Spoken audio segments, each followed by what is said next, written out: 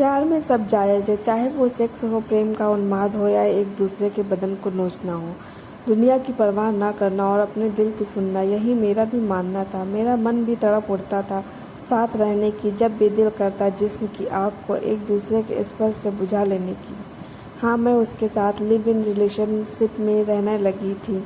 जानते हैं क्यों? क्योंकि मैंने देखा और सुना कि देश के सारे पढ़े लिखे बुद्धिजीवी, अभिनेता, साहित्यकार आदि लिव इन को ही जीवन जीने का आधुनिक और बेहतर तरीका बताते हैं।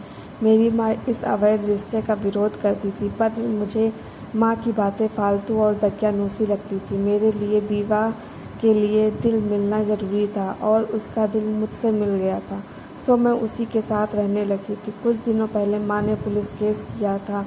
पुलिस ने जब उसे पकड़ा तो मैं उसके बचाव में खड़ी हो गई।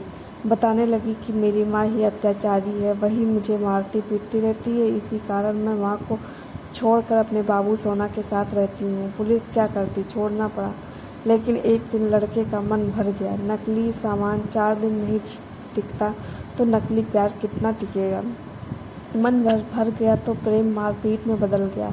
बेल्ट, लात, घूंसे, लगभग रोज ही। एक दिन उसने मुझे खूब मारा, हाथ पैर बांध कर मारा, पूरे शरीर पर दाग हो गए तो दागों पर नमक छिड़क कर मारा, मिर्च पाउडर छिड़क कर। यही वह प्रेम था जिसके लिए मैंने माँ को छोड़ा था।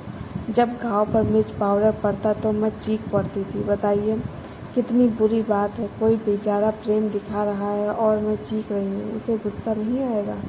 उसे गुस्सा आया। उसने मेरे होठों पर फेविक्विक लगा दिया, होठ ही चिपक गए। अब चीखो, आवाज़ें नहीं निकलेंगी। टेंशन खत्म। वाह, मोहब्बत जिंदाबाद। खैर, अब मैं हॉस्पिटल में हूँ और मेरे जख्मों पर मरहम वही बूढ़ी माँ लगा रही है जिसे मैंने पुलिस के सामने बुरा बताया था। क्या करें, माँ है ना।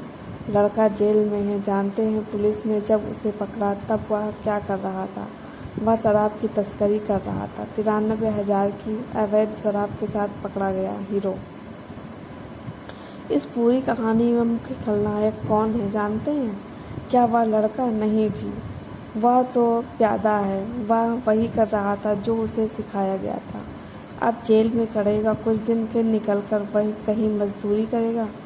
बुरी वह लड़की भी नहीं जिसने सिनेमा के नशे में डूबी उस मूर्ख को कभी लगा ही नहीं कि वह जाल में फंस गई है। उसे विलन क्या कहेंगे? विलन है वे धूर्त जो खुद की बुद्धिजीवी बताते हैं हुए लिव इन रिलेशनशिप को जायज़ ठहराते हैं, जो इसके लिए माहौल बनाते हैं। विलन है वह नीच। ऐसी घटनाओं की बार बार 1000 बार चर्चा होनी चाहिए ताकि यह देश की अंतिम लड़की तक पहुँचे।